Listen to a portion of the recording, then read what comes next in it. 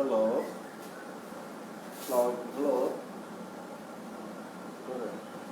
Hello. Hello.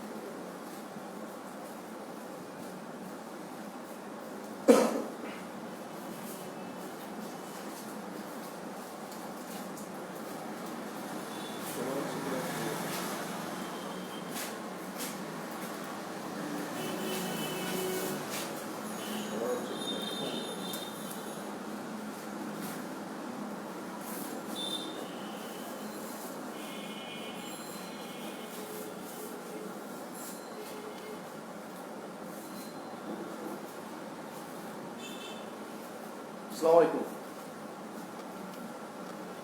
This is Jubair Siddiq Live. BCS Confidence Khulna royal মোড় দমনাবাড়ি দৌলতপুর শাখার পক্ষ থেকে সকল শিক্ষানুরাগী ভাই বোনদের শুভেচ্ছা। ঈদের পর প্রথম আমরা আজকে আমার সাথে প্রথম মনে হয়, তো ঈদ ভালো গেছে ইনশাআল্লাহ। দেখি আমার কথা কি শোনা যাচ্ছে?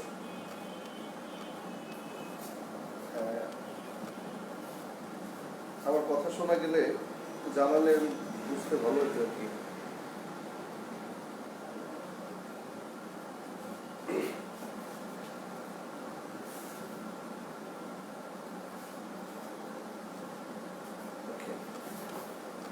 ভালো আছেন সবাই, তাই তো?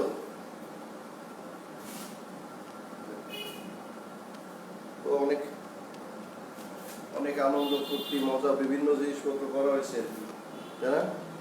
ঈদে ঈদ তো শেষ,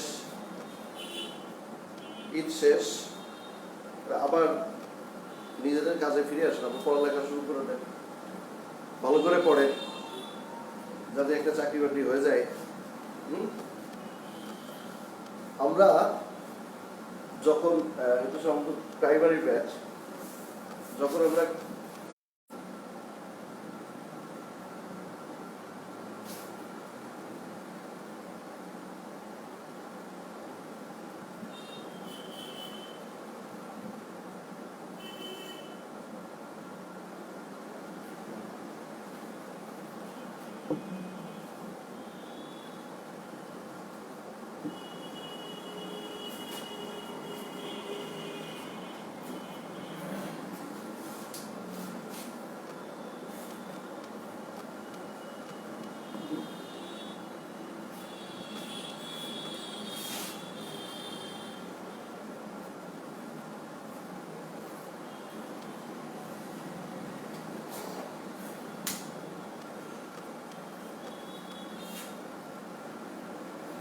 যেটা বলছিলাম যে আমরা একটু কনভিন্সড হয়ে গেছিল সেই সময়, তো তখনই ভাবছিলাম যে সুযোগ হলে পরবর্তীতে আমরা ফেস ক্লসটা আলাদা আলাদা করে বুঝাই দিব, যাতে আপনাদের ওই ধরনের কোনো জড়তা না থাকে, হ্যাঁ, বা বুঝতে পারেন যাতে। ওই সময় অনেকে বলছে যে যেহেতু একসঙ্গে অনেকগুলো জিনিস ডিসকাস করা হয়েছে, তো অনেক কিছু হয়তো আমাদের মাথার উপর দিয়ে চলে গেছে, বা ঠিক আছে অসুবিধা নেই, মাথার উপর দিয়ে যাবে না, সবগুলো আবার ধরে মাথার ভিতর ঢুকাই দেওয়া হবে, নো প্রবলেম। তো ভালো আছেন? আমরা শুরু করি, হ্যাঁ। ফ্রেজ, ইংরেজি ল্যাঙ্গুয়েজের মধ্যে ফ্রেজের একটা হিউজ ইম্প্যাক্ট আছে। কারণ মূলত এটা একটা ভাষা, ভাষাটা তৈরি হয় শব্দ নিয়ে, আর সেই শব্দ একটার বেশি একসঙ্গে যখন থাকে তখন এটা একটা ক্লাস্টার অফ ওয়ার্ডস হয়ে যায়, গুচ্ছ হয়ে যায়। গুচ্ছ হয়ে গেলে একটা গুচ্ছ শব্দ, ধরেন ইন দ্য ফিল্ড, হ্যাঁ, একটা গুচ্ছ শব্দ ইন দ্য ফিল্ড। এই ইন দ্য ফিল্ড, এই শব্দগুচ্ছর অর্থ হচ্ছে মাঠে। তাহলে এই ক্লাস্টার অফ ওয়ার্ডসটা একটা সার্টেন ওয়ার্ড, একটা সার্টেন মিনিং এক্সপ্রেস করে। তো খুবই গুরুত্বপূর্ণ একটা ইম্প্যাক্ট এদের ইংরেজি ল্যাঙ্গুয়েজটার উপরে আছে। এই ফ্রেজটা সম্পর্কে আপনার ধারণা যত ক্লিয়ার হবে, কনসেপ্ট যত ক্লিয়ার হবে, ইংরেজিটা আপনার বুঝতে অত বেশি সুবিধা হবে। বা ধরেন প্রতিযোগিতামূলক চাকরির যে সমস্ত পরীক্ষা আছে, যেগুলো প্রাইমারি থেকে শুরু করে প্রাইমারি, বিসিএস বা অন্যান্য ব্যাংক বা বিভিন্ন জায়গায় আর কি, বিভিন্ন সরকারি, বেসরকারি, স্বায়ত্তশাসিত, সরকারি বিভিন্ন প্রতিষ্ঠানে যে সমস্ত নিয়োগ পরীক্ষা হয়, সেখানে ফ্রেজ খুব গুরুত্বপূর্ণ একটা চ্যাপ্টার হিসেবে বিবেচিত, যেখান থেকে কোশ্চেন প্রায় আসে। হ্যাঁ, তো ফ্রেজটা কি?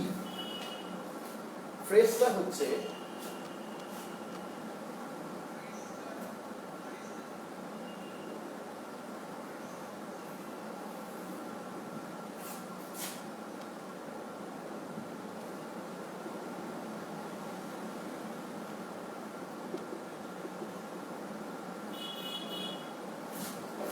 phrase is a group of words without a finite verb. Phrase হচ্ছে a group of words, মানে এক গুচ্ছ শব্দ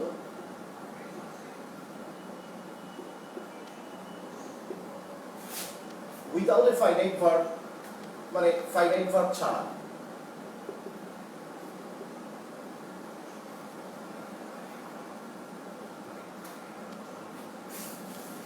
তাহলে ফ্রেজের ডেফিনেশনটার যে বাংলা অর্থ সেটা কেমন হয়? Phrase is a group of words without a finite verb. এর বাংলা অর্থটা কেমন হয়? ফ্রেজ হচ্ছে একগুচ্ছ শব্দ যার মধ্যে ফাইনাইট ভার্বটা থাকবে না। এখন একগুচ্ছ শব্দ যার মধ্যে ফাইনাইট ভার্ব থাকবে না, ধরেন আমি লিখলাম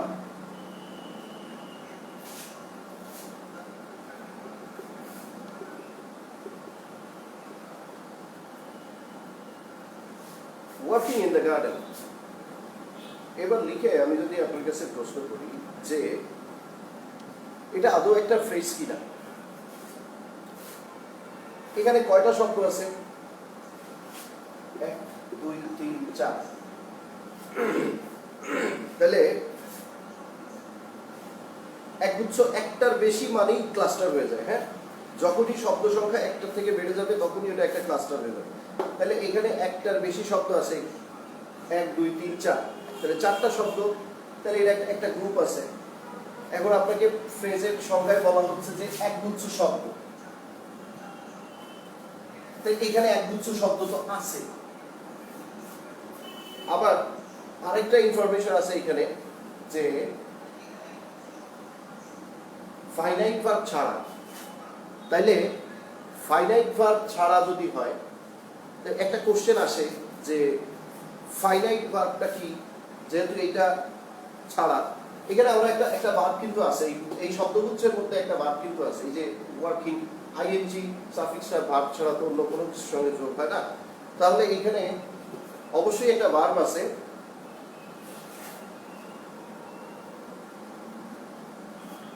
এই ওয়ার্কিং ইন দ্য গার্ডেনের মধ্যে কিন্তু একটা ভার্ব আছে। এই ভার্বটা যদি ফাইনাইট হয় তাহলে এটা একটা ফ্রেজ কনস্ট্রাক্ট করতে পারবে না, আর যদি তা না হয় তাহলে পারবে। তাহলে একগুচ্ছ শব্দের মধ্যে ফাইনাইট ভার্ব থাকবে না। এখানে একটা শব্দগুচ্ছ আছে কিন্তু ফাইনাইট ভার্ব কিনা এটা আমরা একটু কনফিউজড হয়ে যাচ্ছি। তাহলে আমরা একবার একটু দেখে নিই যে ফাইনাইট ভার্বটা এটা তো আরেকটা চ্যাপ্টার। সো আমরা জাস্ট বোঝার জন্য যতটুকু দরকার ফ্রেজ আইডেন্টিফিকেশনের জন্য যতটুকু দরকার ফাইনাইট ভার্ব সম্পর্কে একটা কনসেপ্ট নেয়, সেটা হচ্ছে ধরেন যে কোনো ভার্বের যে অ্যাপিয়ারেন্সগুলা, ধরেন do, does, did, done, doing, to do, যে কোনো ভার্বের এই ছয়টা অ্যাপিয়ারেন্স থাকে। এই ছয়টা অ্যাপিয়ারেন্সের মধ্যে প্রথম তিনটা ফাইনাইট, পরের তিনটা নন ফাইনাইট। এই প্রথম তিনটার মধ্যে এই দুইটা হচ্ছে V1 আর এটা হচ্ছে V2। তার মানে ভার্বের বেস ফর্ম, ভার্বের প্রেজেন্ট ফর্ম,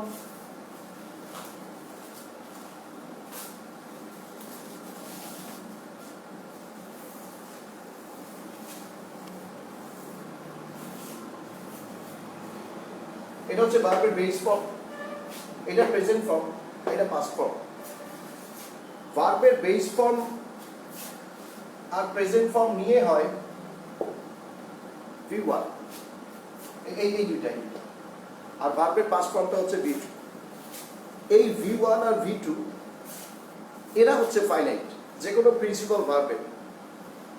আর প্রিন্সিপাল ভার্ব মধ্যে যত অক্সিলারি ভার্ব আছে, am, is, are, was, were, যেগুলো verb to be, have, has, had, যেটাকে ভার্ব টু হ্যাভ বলে, প্লাস ডু, ডিড, ডাজ, এটাও অক্সিলারি ভার্ব।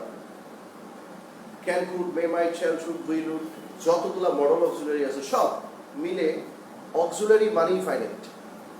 তাহলে অক্সিলারি ভার্বগুলা সব ফাইনাইট, আর প্রিন্সিপাল ভার্বগুলোর মধ্যে এই V1 V2 ফাইনাইট হবে, আর বাদ বাকিগুলো নন ফাইনাইট। তাহলে এইখানে যে গ্রুপ অফ ওয়ার্ডসটা আছে ওয়ার্কিং ইন দ্য গার্ডেন, এই working in the garden group of ওয়ার্ডসটার মধ্যে ফাইনাইট ভার্ব আছে কিনা। আইএনজি ভার্বটা আমরা দেখছি এইখানে, এটা তো নন ফাইনাইটের গ্রুপ। তাহলে নন ফাইনাইটের গ্রুপের মধ্যে যদি যে ভার্বটা থাকবে শুধু ফাইনাইট ভার্ব না, তাহলে এই গ্রুপ অফ ওয়ার্ডসটার মধ্যে যে ভার্বটা আছে সেই ভার্বটা তাহলে ফাইনাইট না, নন ফাইনাইট। নন ফাইনাইট হলে সমস্যা হচ্ছে না। আমার সংজ্ঞায় বলতেছে যে group of words without a finite verb. Finite verb থাকতে পারবে না, কারণ ফাইনাইট ভার্ব নাই এখানে। এখানে যে ভার্বটা আছে সেই ভার্বটা নন ফাইনাইট। তাহলে এই গ্রুপ অফ ওয়ার্ডসটাকে আমরা ফ্রেজ বলতে পারি। ওয়ার্কিং ইন দ্য গার্ডেন, এই গ্রুপ অফ ওয়ার্ডসটাকে আমরা ফ্রেজ বলতে পারি। এরপর কেন পারি? কারণ এখানে একগুচ্ছ শব্দ আছে এবং কোনো ফাইনাইট ভার্ব নাই। শুধু ওয়ার্কিংটাও যদি মুছে দিই, শুধু ইন দ্য গার্ডেনটাকেও কি আমরা একটা ফ্রেজ বলতে পারি? ইন দ্য গার্ডেনটাকেও আমরা একটা ফ্রেজ বলতে পারি, কারণ ইন দ্য গার্ডেনও গ্রুপ অফ ওয়ার্ডস এবং তার মধ্যে কোনো ফাইনাইট ভার্ব নাই। 1, 2, 3 শব্দ তো একের বেশি, কিন্তু কোনো ফাইনাইট ভার্ব তার মধ্যে নাই। সো এইটাও একটা ফ্রেজ। এইবার প্রশ্ন আসছে যে আপনাকে প্রতিযোগিতামূলক পরীক্ষায় ফ্রেজের যে কোশ্চেনগুলো ফেস করতে হয় সেটা হচ্ছে যে আইডেন্টিফিকেশন অফ ফ্রেজেস। আপনাকে একটা ক্লাস্টার অফ ওয়ার্ডস আন্ডারলাইন করে দেওয়া হবে, আপনাকে প্রশ্ন করা হবে যে এটা কি ফ্রেজ। তো আপনি ওই প্রশ্নটা, ওই আন্ডারলাইন যে ক্লাস্টার অফ ওয়ার্ডসটা থাকবে ওইটা কি ফ্রেজ এটা আইডেন্টিফাই করতে হবে। এটাই হচ্ছে আপনার পরীক্ষার কোশ্চেন। এটা আপনি কিভাবে আইডেন্টিফাই করবেন? ধরেন এখানে যে ফ্রেজটা লেখা ছিল,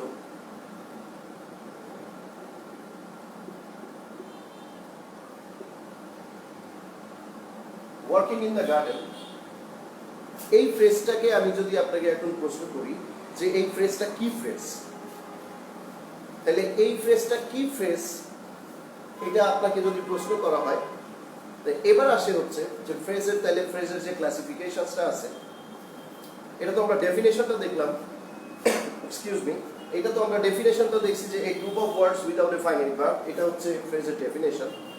এবার আসতেছে যে যখন আমি প্রকার ভেদে যাচ্ছি, এর ক্লাসিফিকেশন, সেটা কতগুলা ফ্রেজ আছে। ধরেন প্রোনাউন, পার্টস অফ স্পিচের মধ্যে এই ফ্রেজগুলো তো পার্টস অফ স্পিচের নামেই নামকরণ করা হয়। ধরেন প্রোনাউন, এই প্রোনাউনটা বাদ, প্রোনাউন ফ্রেজ নামে কোনো ফ্রেজ নেই। প্রোনাউন বাদে আর যতগুলা নাম আছে, আর যতগুলা পার্টস অফ স্পিচ আছে, noun, verb, adverb, adjective, preposition, conjunction, interjection, এই সবগুলো ফ্রেজ হয়। তাহলে আপনাকে যদি বলা হয় যে ওয়ার্কিং ইন দ্য গার্ডেন, এটা কি ফ্রেজ? তাহলে ফ্রেজ যেহেতু প্রোনাউন বাদে আর যে কোনো একটা হয়, আর মানে আর যতগুলো পার্টস অফ স্পিচ আছে তার যে কোনো একটা ফ্রেজ হবে প্রোনাউন বাদে, তাহলে আপনাকে এটা কি ফ্রেজ বললে আপনি তখন প্রোনাউন বাদে অন্য যে কোনো একটা পার্টস অফ স্পিচের নামে একে নামকরণ করবেন। কিন্তু কিভাবে করবেন? এইখানে যখন বিচ্ছিন্নভাবে আপনাকে একটা গ্রুপ অফ ওয়ার্ডস দেয়া হয়, তখন এটাকে আইডেন্টিফাই করা যায় না। আপনাকে যদি গো একটা বিচ্ছিন্ন শব্দ দিয়ে বলা হয় এটা কোন পার্ট অফ স্পিচ, তাহলে কিন্তু আপনি এটা বলতে পারবেন না। হ্যাঁ, কেন বলতে পারবেন না? কারণ এখানে সেন্টেন্স নাই। পার্ট অফ স্পিচ মানে তো স্পিচের অংশ, তো স্পিচটাই নাই। আগে সেখানে স্পিচ থাকতে হবে, তারপরে সেটার অংশের ব্যাপার আসে। কমপ্লিট একটা স্পিচ না থাকলে সেখানের অংশ কিভাবে হবে? পার্ট অফ স্পিচ মানে বাক্যের অংশ, তো বাক্য তো থাকতে হবে। এখানে তো বাক্য নাই। সো যেহেতু বাক্য নাই, তাহলে আপনি ওটাকে বাক্যের অংশ হিসেবে আইডেন্টিফাই করতে পারবেন না। এখানে তো বাক্য নাই। এখানে যদি আমি একটা ফুল স্টপ দিয়ে দিতাম তাহলে এটা একটা বাক্য হয়ে যায়। এখানে যদি একটা ফুল স্টপ দিয়ে দিই তাইলে এটা একটা বাক্য হয়ে যায়, কিন্তু এখানে তো ফুল স্টপ দেয়া নাই। সো এটা একটা বাক্য না।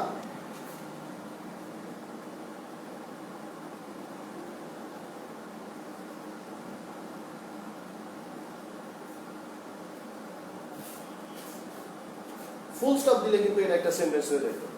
তখন আপনি এই সেন্টেন্স যখন একটা কমপ্লিট সেন্টেন্স হয়ে যায়, তখন আপনি সেখানে প্রত্যেকটা part wise part of speech identify করতে পারেন।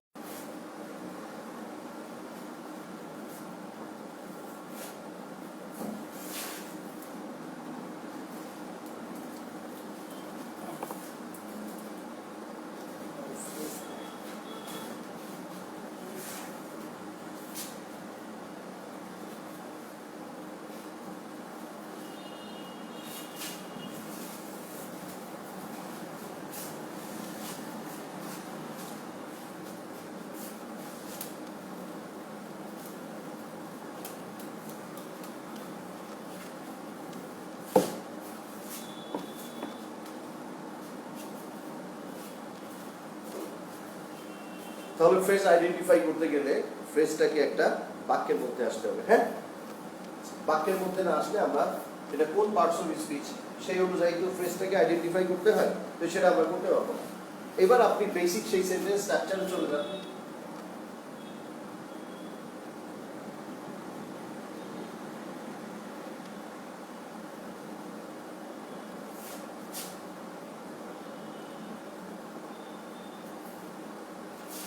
ধরুন এটা আপনার একটা কমপ্লিট সেন্টেন্স। এই কমপ্লিট সেন্টেন্সের মধ্যে সাবজেক্টের জায়গায় নাউন প্রোনাউন থাকে, ভার্বের জায়গাটা তো ভার্বের, অবজেক্টের জায়গায় নাউন প্রোনাউন থাকে, কমপ্লিমেন্টের জায়গায় নাউন প্রোনাউন থাকতে পারে বা অ্যাডজেক্টিভ থাকে, অ্যাডভার্বিয়ালের জায়গায় একটা শব্দ যদি আসে সেটা অ্যাডভার্ব হয়, আদারওয়াইজ প্রিপোজিশন প্লাস নাউনও এখানে আসতে পারে। তাহলে আপনি যখন সেন্টেন্সের মানে টোটাল সেন্টেন্সের যে ডিপার্টমেন্টসগুলো আছে সেইগুলো সম্পর্কে যখন আপনার কনসেপ্টটা ক্লিয়ার, তখন আপনি যে কোনো কিছু আইডেন্টিফাই করাটা আপনার জন্য অনেক বেশি ইজি হয়ে যাবে। হ্যাঁ, কারণ এখানে যে সেন্টেন্সের ধরনের সাবজেক্টের জায়গায় কি আছে, কে থাকে? নাউন প্রোনাউন থাকে। এখন প্রোনাউন নামে তো কোনো ফ্রেজ নাই, তাহলে এই এলাকায় কোনো ফ্রেজ থাকলে সেটা মানে ওই এলাকায় যদি টোটাল কোথাও দাগ দেওয়া থাকে তাহলে সেটা নাউন ফ্রেজ হবে। আচ্ছা, যদি ভার্বের এলাকায় শুধুমাত্র ভার্বের এলাকার মধ্যেই ব্যাপারটা থাকে এবং জাস্ট ভার্বের মধ্যে দাগ দেওয়া থাকে, আপনি ভার্ব ফ্রেজ বলতে পারেন সেটাকে।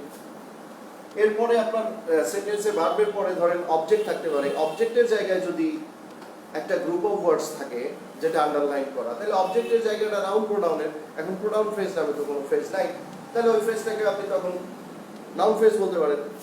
এরপর মনে করেন কমপ্লিমেন্টের জায়গায় আছে, কমপ্লিমেন্টের জায়গায় কারা কারা থাকে?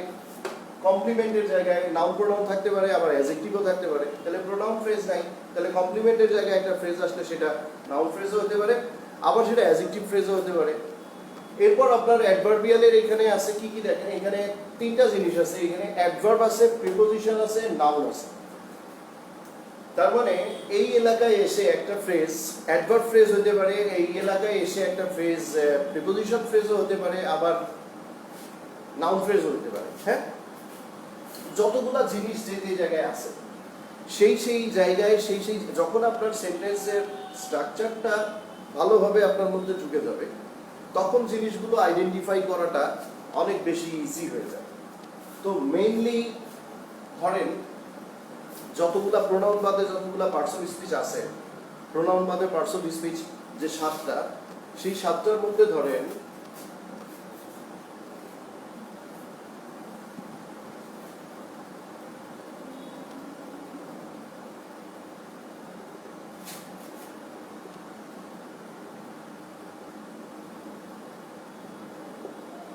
he has been reading for 2 hours, সে 2 ঘন্টা ধরে পড়ছে। এই বাক্যটায় যদি হ্যাজ বিন রিডিং এর নিচে আন্ডারলাইন করা থাকে এবং যদি আপনার কাছে প্রশ্ন করা হয় যে এটা কি ফ্রেজ, এর গ্রুপ অফ ওয়ার্ডস না 1 2 3, এখন অনেক সময় প্রশ্ন চলে আসতে পারে যে আমরা ফ্রেজের সংজ্ঞায় দেখলাম যে group of words without a finite verb, তো এইখানে তো একটা অক্সিলারি ভার্ব আছে, তার মধ্যে একটা ফাইনাইট ভার্ব আছে, ঠিক আছে, কিন্তু এটা তো পুরো এরিয়াটা ভার্ব,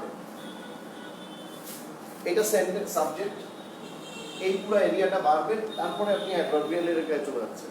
তাহলে এই ভার্বের এলাকায় আপনি এইখানে অবস্থান করতেছেন আপনি, তাহলে এই জায়গাটাই তো ভার্বের, তাহলে এখানে যদি আপনি অবস্থান করেন তাহলে সেটা ভার্ব ফ্রেজ হবে। তাহলে he has been reading for 2 hours, এখানে হ্যাজ বিন রিডিং এর নিচে যদি আন্ডারলাইন করা থাকে এবং যদি প্রশ্ন করা হয় যে এটা কি ফ্রেজ, তাহলে এটা ভার্ব ফ্রেজ হলো।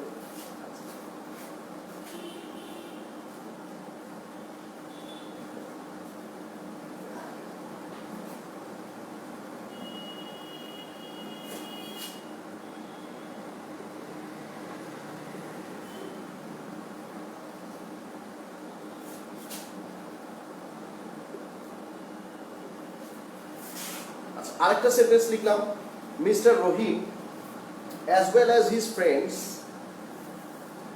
has gone there, তার মানে মিস্টার রহিম এবং তার বন্ধু সেখানে গিয়েছেন, তার বন্ধুরা, as well as এটা একটা বিশেষ শব্দ না, as well as এখানে একটা আন্ডারলাইন করা হলো। হ্যাঁ, এবার আপনাকে বলা হচ্ছে যে এটা কি ফ্রেজ, তাইলে আপনার টোটাল এই সেন্টেন্সের সাবজেক্ট হচ্ছে এই পুরা, এইখান থেকে প্রেডিকেট শুরু, এই সাবজেক্টটাকে কম্পাউন্ড করেছে এটা মিস্টার রহিমের সাথে হিজ ফ্রেন্ডসকে কম্পাউন্ড করেছে অ্যাজ ওয়েল অ্যাজ। সো এটা একটা জয়নিং ওয়ার্ড, এটা কনজাংশনের কাজ করেছে, সো এটাকে আমরা কনজাংশন ফ্রেজ বলতে পারি। হ্যাঁ, আর ধরেন what a match, note of exclamation, এটা কি ফ্রেজ, এটা তো পাশের চিহ্নটা দেখলেই বোঝা যাচ্ছে, এর মধ্যে কোনো ফাইনাইট ভার্ব নাই, it's a group of words এবং এর মধ্যে কোনো ফাইনাইট ভার্ব নাই, এর একটা নোট অফ এক্সক্লামেশন আছে। সো এই নোট অফ এক্সক্লামেশনটা দেখলেই বোঝা যাচ্ছে যে এটা ইন্টারজেকশন। তাহলে এটা কি ফ্রেজ, এটা ইন্টারজেকশন ফ্রেজ। দেখেন এটা ভার্ব ফ্রেজ, শুধু ভার্বের এলাকায়, এই এলাকায় যখন থাকবে ব্যাপারটা শুধুই, তখন এটা ভার্ব ফ্রেজ। আচ্ছা, এরপর যে কোনো জায়গায় জয়েন করতেছে, কোনো জয়নিং ওয়ার্ড হিসেবে কোনো ফ্রেজ যদি কাজ করে, তাহলে সেটাকে আপনি কনজাংশন ফ্রেজ বলতে পারেন। আর যখন একটা ফ্রেজে গ্রুপ অফ ওয়ার্ডসের শেষে একটা নোট অফ এক্সক্লামেশন মার্ক থাকবে, তখন আপনি ওটাকে ইন্টারজেকশন ফ্রেজ বলবেন। বাট মোস্ট ইম্পর্টেন্ট ব্যাপার যেটা, সেটা হচ্ছে যে এইগুলা আসে না পরীক্ষায়। হ্যাঁ, তারপরেও যেহেতু একটা বিষয় সম্পর্কে আমাদেরকে জানতে হলে তার পক্ষে মানে সেই বিষয়টার যতটুকু সম্ভব আমাদের পক্ষে জেনে রাখা উচিত। আসা না আসলে পরের ব্যাপার, আসে না, এখান থেকে প্রশ্ন আসে না। তাহলে এই যে তিনটা মানে ভার্ব, কনজাংশন আর ইন্টারজেকশন, এই তিনটা বাদ দিলে আর যেগুলো থাকে, আর তাহলে কয়টা থাকে, প্রোনাউন তো নাই, তাহলে প্রোনাউন বাদে 7টা পার্টস অফ স্পিচ, আর এই 7টার এই 3টা আসে না। তাহলে থাকতেছে কি কি? Noun, adjective, adverb, preposition. Noun, adjective, adverb, preposition, এই জায়গাগুলো থেকেই আপনার পরীক্ষার কোশ্চেনগুলো আসে।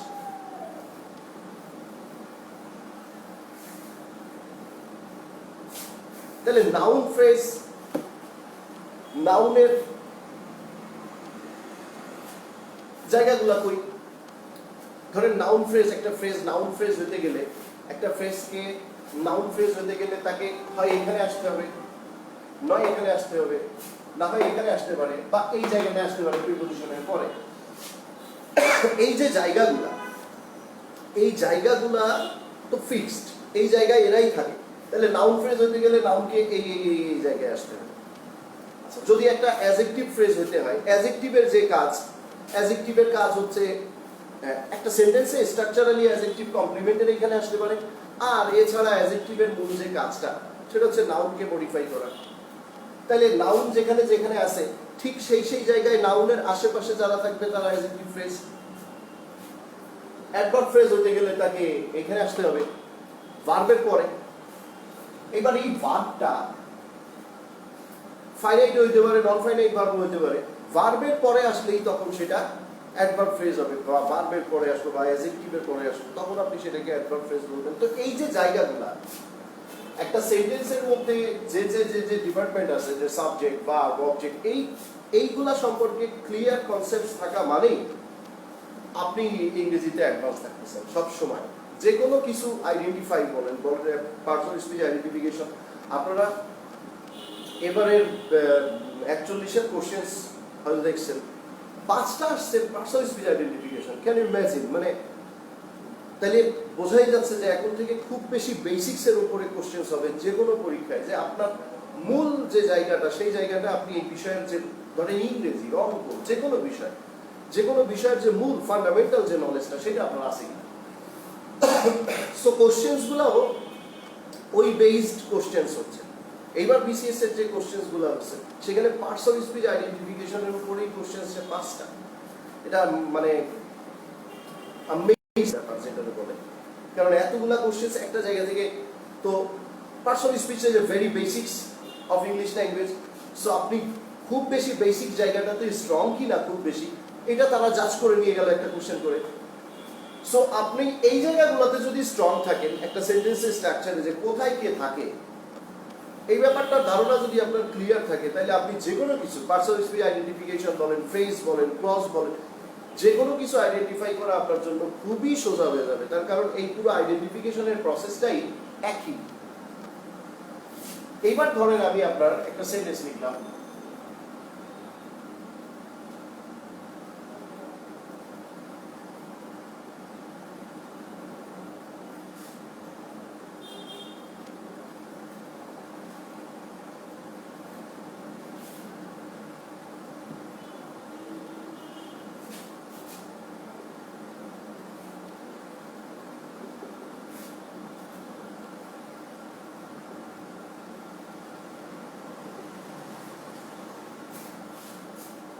The girl crying on the road is an orphan.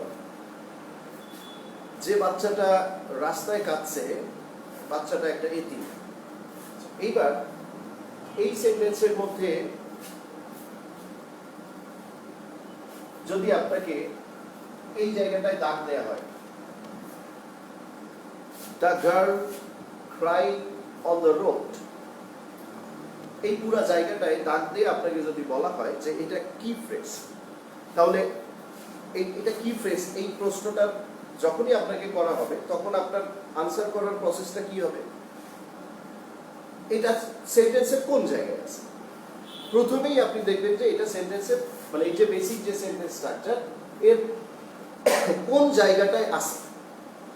তাহলে এই বেসিক সেন্টেন্সের মধ্যে আপনি ধরেন সেন্টেন্সের ফাইনাইট যে এই যে ভার্বটা, এই ভার্বের ফাইনাইট যে ভার্বটা, সেখান থেকে প্রেডিকেট চলে যায়। তাহলে এই সেন্টেন্সের মধ্যে আইএনজি তো ফাইনাইট ভার্ব না।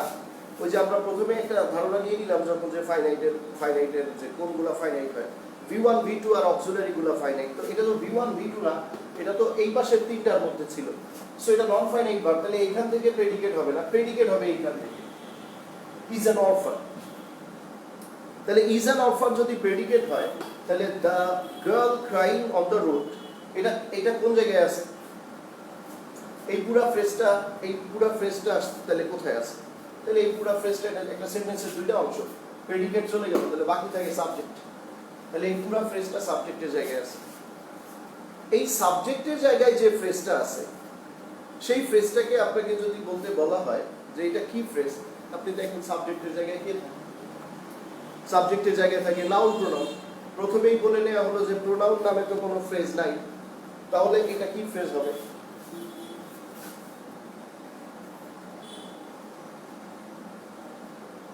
Noun phrase.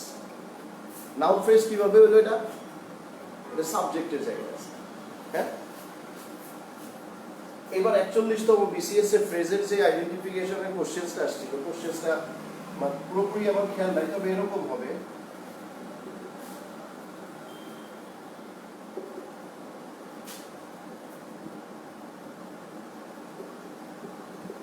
To win a prize is, first time ভুলে গেছি, কিন্তু এইটা আন্ডারলাইন।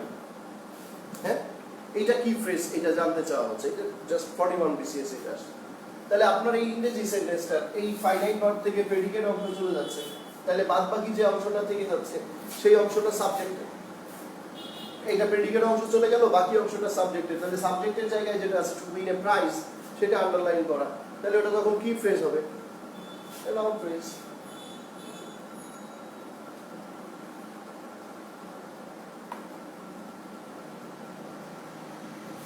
হ্যাঁ, এখানে আপনি দেখলেন কি হিসেবে নাউন ফ্রেজ অ্যাজ সাবজেক্ট, সাবজেক্টের জায়গায় নাউন থাকে, তো নাউন ফ্রেজ অ্যাজ সাবজেক্ট হতে পারে।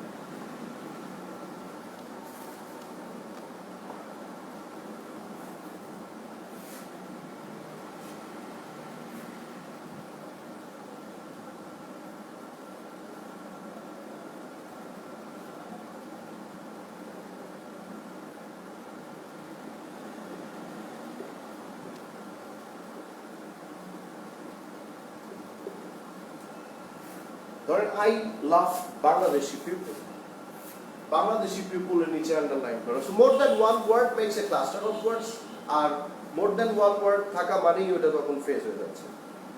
তাহলে আই লাভ বাংলাদেশি পিপল, এখানে বাংলাদেশি পিপলটা আন্ডারলাইন করা, এটা গ্রুপ অফ ওয়ার্ডস, এটা একটা ফ্রেজ। তাহলে এইটা কি ফ্রেজ? এটা কি ফ্রেজ আপনাকে এটা আইডেন্টিফাই করার জন্য সেন্টেন্সের স্ট্রাকচারে আসতে হবে। এটা সাবজেক্ট, এটা ভার্ব, এটা একটা action verb, right? I love, এটা একটা অ্যাকশন ভার্ব। তাহলে অ্যাকশন ভার্ব যদি হয়, তাহলে তার কাছে আপনি কি বা কাকে দিয়ে একটা প্রশ্ন করতে পারেন। কি বা কাকে দিয়ে যখন আপনি প্রশ্নটা করবেন, তার আনসারটা যদি আসে, তাহলে সেটা অবজেক্ট হবে। Love is an action verb, love মানে কোনো একটা কিছু করা। এবার এর কাছে আপনি প্রশ্ন করেন I love what? I love Bangladeshi. হ্যাঁ, আমি কি বা কাকে, এই দুইটা জিনিস দিয়ে আমি প্রশ্ন করতে পারি। অবজেক্টের জন্য কি ভালোবাসি, কাকে ভালোবাসি, তাহলে আমি কাকে ভালোবাসি? বাংলাদেশি মানুষকে ভালোবাসি, তাহলে উত্তর পাওয়া যাচ্ছে। কাকের প্লুরাল নাম্বার চলে আসছে, ধরেন কাদেরকে, তাহলে উত্তর পাওয়া যাচ্ছে, মানে এটা অবজেক্ট। অবজেক্টের জায়গায় কে থাকে? অবজেক্টের জায়গায় নাউন প্রোনাউন থাকে। প্রোনাউন ফ্রেজ নামে তো কোনো ফ্রেজ নাই, তাহলে প্রোনাউন ফ্রেজ নামে যদি কোনো ফ্রেজ না থাকে, তাহলে বাংলাদেশি পিপলটা কি ফ্রেজ হবে? Noun phrase. এটা নাউন ফ্রেজ কেন? এটা নাউন ফ্রেজ অ্যাজ অবজেক্ট। হ্যাঁ, এটা সেন্টেন্সের অবজেক্টের জায়গায় আছে, সো এটা noun phrase as object.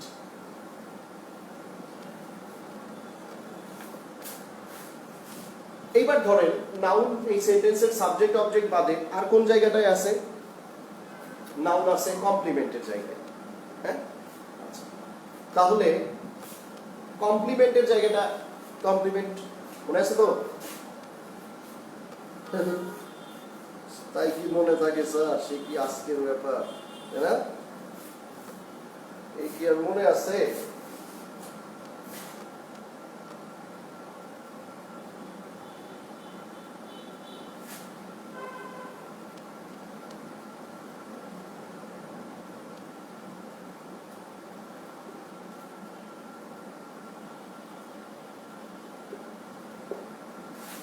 He is a man of character. শোনেন, মনে রাখতে চাইলে কিন্তু রাখা যায় না, মন টন তো নাই, রাখবেন কিভাবে? মাথায় রাখতে হবে, মাথায় মাথায় রাখলে থাকবে। হ্যাঁ, মনে রাখা যায় না, মাথায় রাখতে হয়, ব্রেইনে। It's all about your brain, it's not about your mind. আপনাকে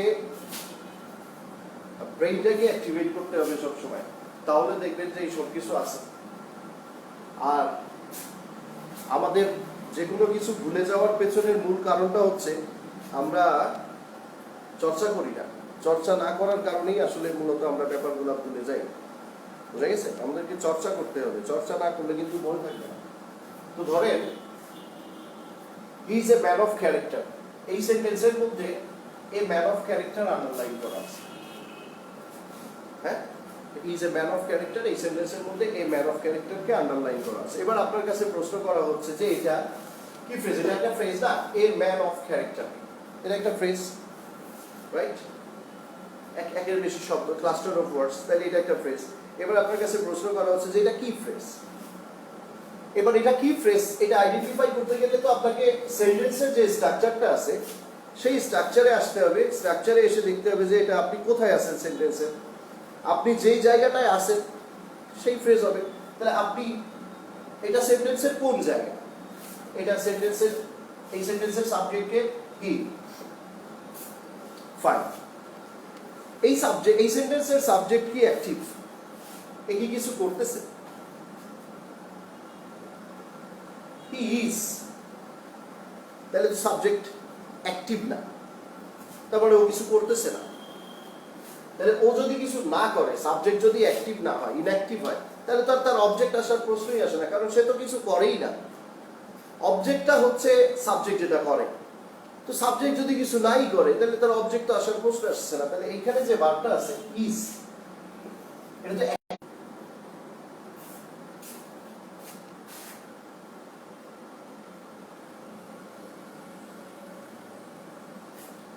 তো দুই ধরনের হয় কমপ্লিমেন্ট, একটা হচ্ছে সাবজেক্টিভ আর একটা হচ্ছে অবজেক্টিভ। ধরেন,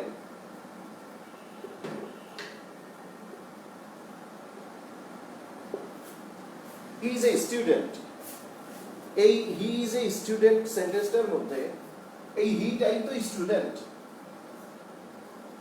আর হি রিডস এ বুক, এই হিটা কি এই বুক? হিটা কি বুক না? হিটা কি স্টুডেন্ট? হ্যাঁ।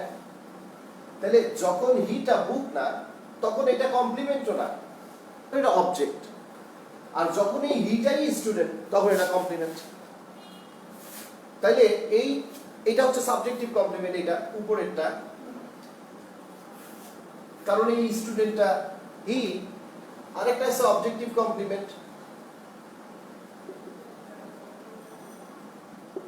ধরেন, উই মেড হিম ক্যাপ্টেন, এটা পরিচিত যে সেন্টেন্সটা সবসময় আপনারা দেখেন বইয়ে, ওটা দিয়ে লিখলাম, আমরা তাকে ক্যাপ্টেন নির্বাচন করেছি। এই হিমটাই তো ক্যাপ্টেন, এখানে তো উই ক্যাপ্টেন না, এই হিমটাই ক্যাপ্টেন। তাহলে এটা অবজেক্টিভ কমপ্লিমেন্ট, এই অবজেক্ট এর কমপ্লিমেন্ট এটা। হ্যাঁ, আর উপরেরটা হিটাই স্টুডেন্ট, সো এটা সাবজেক্টিভ কমপ্লিমেন্ট। তাহলে এই কমপ্লিমেন্ট দুই ধরনের আছে।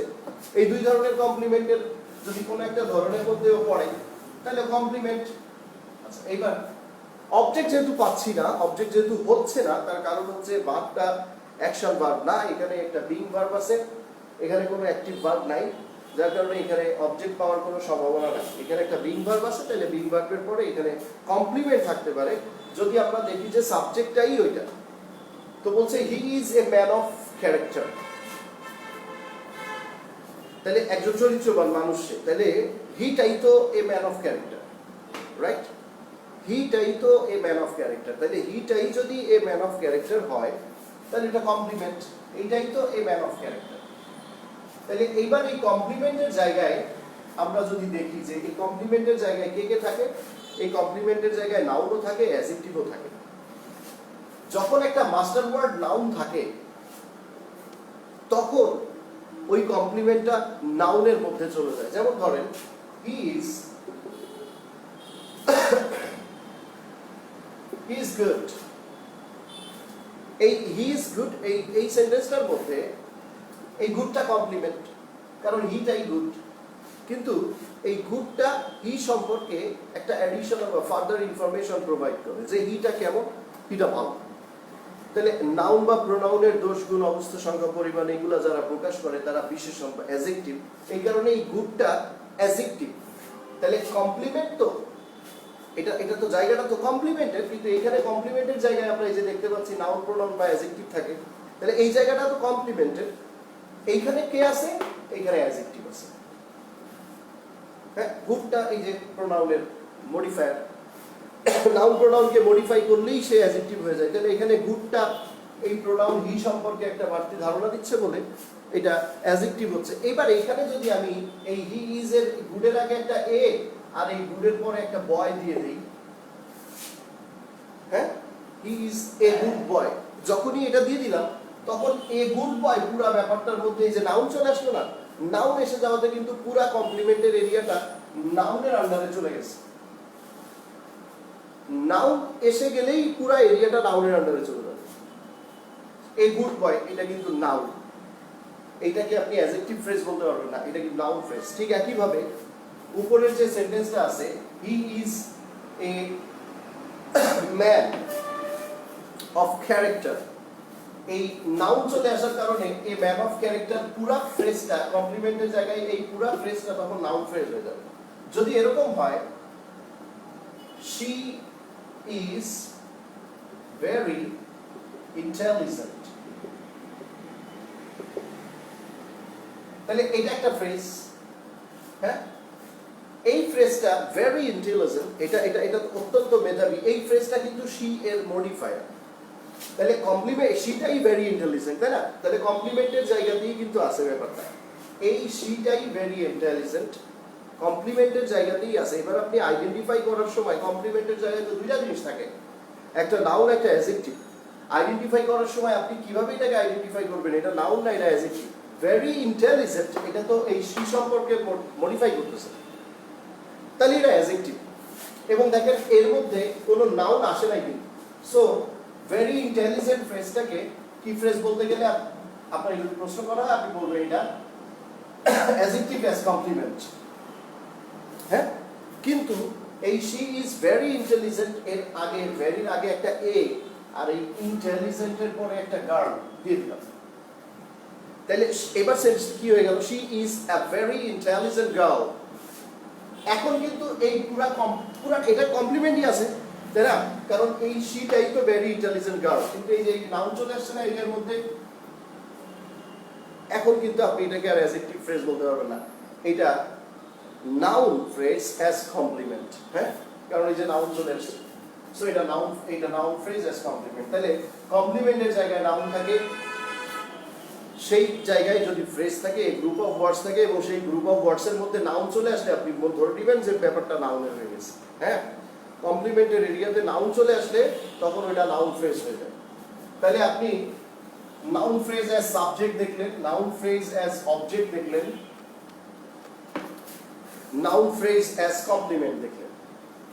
আরেকটা সেন্টেন্সের মধ্যে আরেকটা নাউনের জায়গা আছে, সেটা হচ্ছে প্রিপোজিশনের পরে। এই যে অ্যাডভার্বিয়ালের এলাকায় এসে প্রিপোজিশনের পরে এখানেও নাউন থাকতে পারে। ওকে,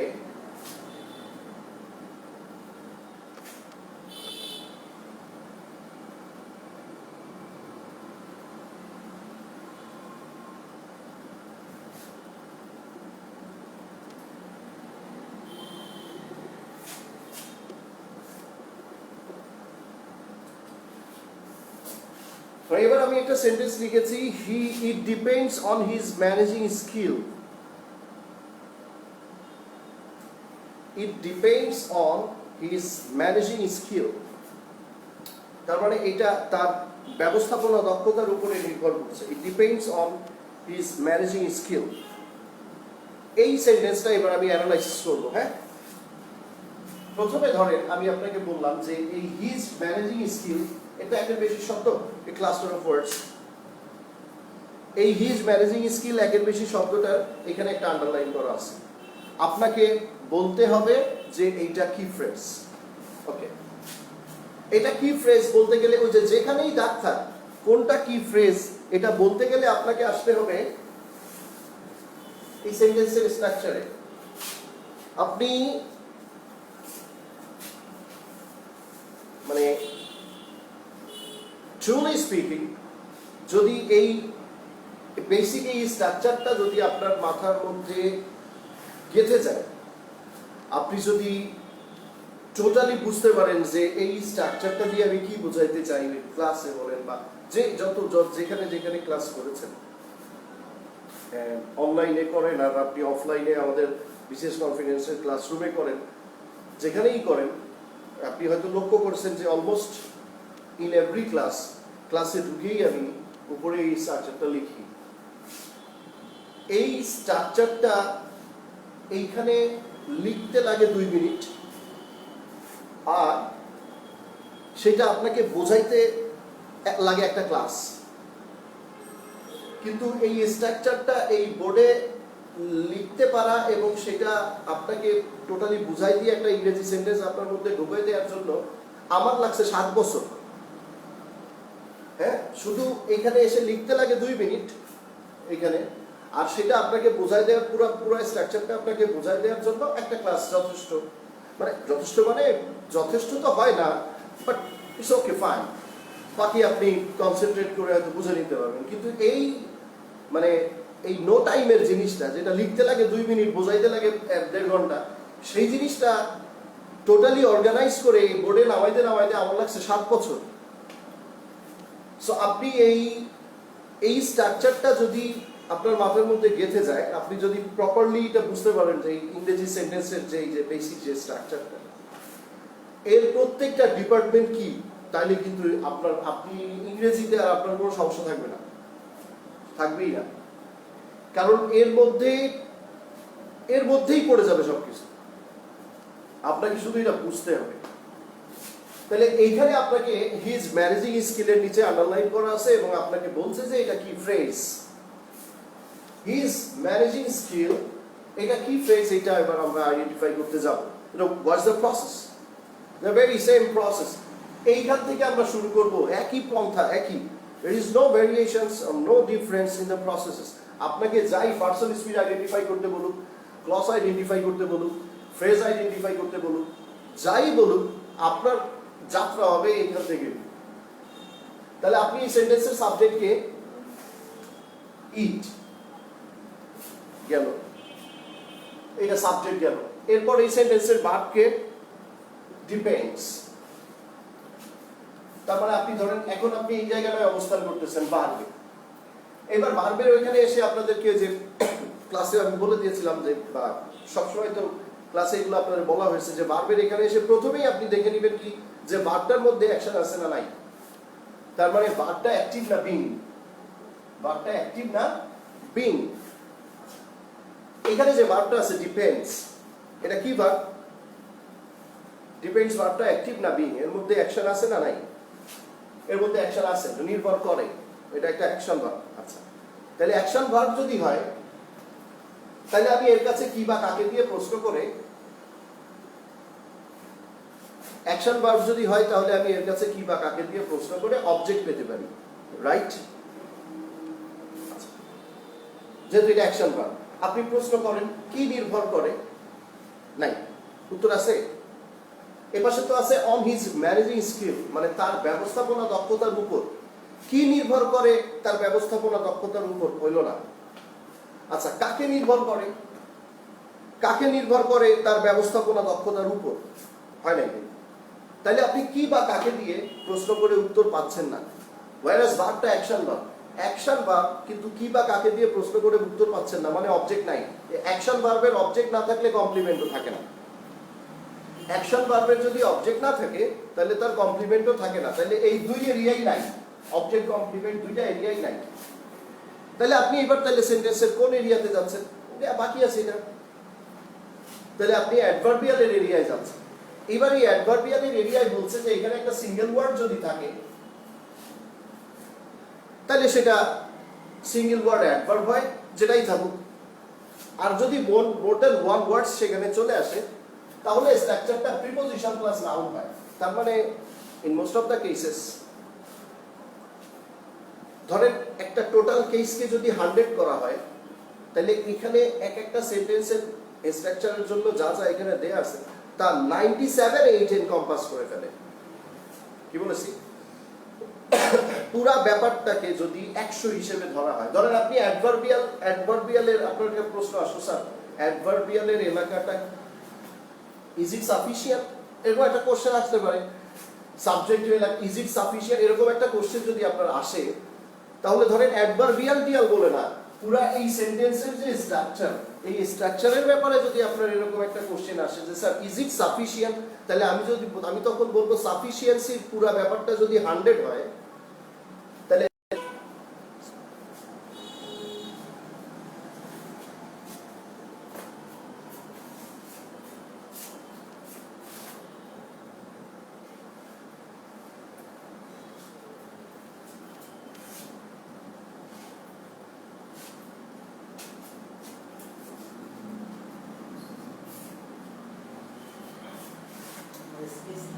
well, sorry for the little inconvenience.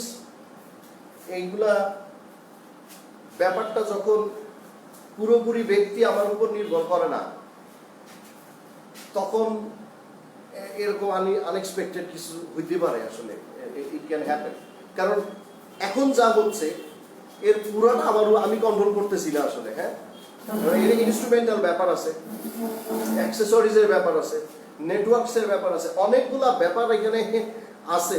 So please try understand this, right? এখানে পুরো ব্যাপারটা যে আমার উপরে, ব্যাপারটা তার আমি যে টোটালটা কন্ট্রোল করতেছি তা কিন্তু না। আপনি অফলাইনে যখন একটা ক্লাসরুমে আমরা ঢুকি, ব্যাস ঢুকলেই হলো, আর কোনো কিছু দরকার নেই। ওইটা যদি কারেন্টও না থাকে, অন্ধকারও থাকে, তাইলেও কোনো সমস্যা নাই। কিন্তু when we are taking class online, when we are live, তখন কিন্তু পুরা ব্যাপারটা আমার উপরে নির্ভর করে না। এখানে আমার যে সাপোর্টিং ডিটেলসগুলো, যে লজিস্টিক সাপোর্টসগুলো আছে, সেইগুলোও কিন্তু একটা ব্যাপার। এই কারণে মাঝে মাঝে এরকম হয়। Take it easy. তো যেটা বলছিলাম যে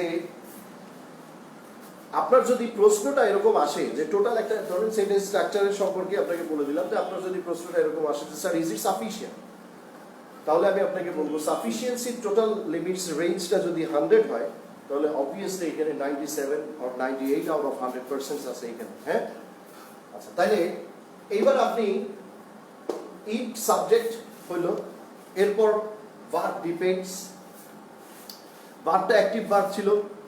কি বা কাকে দিয়ে আপনি প্রশ্ন করেছেন, কি বা কাকে দিয়ে প্রশ্ন করে আপনি এর কাছে কোনো উত্তর পান নাই, কি বা কাকে দিয়ে প্রশ্ন করে আপনি যেহেতু কোনো উত্তর পান নাই, অবজেক্ট আসে নাই, আর যেহেতু ভার্বটা অ্যাক্টিভ, অবজেক্ট নাই, তার মানে কমপ্লিমেন্টও নাই, তাহলে আপনি কোন এলাকায় আছেন? অ্যাডভার্বিয়ালের এলাকায় আছেন। কিন্তু অ্যাডভার্বিয়ালের এলাকায় আপনি কিভাবে আছেন দেখেন, প্রিপোজিশন প্লাস নাউন, এই যে প্রিপোজিশন, তাহলে এইটা যদি প্রিপোজিশন হয়, তাহলে প্রিপোজিশন পরে কি আছে? নাউন। তাহলে আপনার আন্ডারলাইন করা তো অন থেকে না, আন্ডারলাইন করা তো হিজ ম্যানেজিং স্কিল। তাহলে এখন যেই জায়গাটায় আন্ডারলাইন করা আছে, এটা তাহলে কি ফ্রেজ? এটা প্রিপোজিশনের পরে আছে, নাউন ফ্রেজ, যেহেতু এই জায়গাটা নাউন। বোঝা গেছে? তাহলে নাউন যে যে জায়গায় হয়, সেই জায়গা মোটামুটি আপনাকে দেখা দেওয়া হয়েছে। এইবার আপনি দেখেন বিষয়গুলো কত ইজি, মানে বিষয়গুলো আসলে easy, we make it difficult. আমরা এটাকে জটিল করে ফেলি, কিন্তু বিষয় ইটসেলফ কিন্তু জটিল না। আপনি এই প্রত্যেকটা সেন্টেন্সের এলাকা ওয়াইজ আপনি নাউন ফ্রেজগুলো আইডেন্টিফাই করলেন, ঠিক একইভাবে আপনি প্রত্যেকটা সেন্টেন্সের এলাকা ওয়াইজই দেখেন, এবার আপনি অ্যাডজেক্টিভ ফ্রেজগুলো আইডেন্টিফাই করে ফেলতে পারবেন।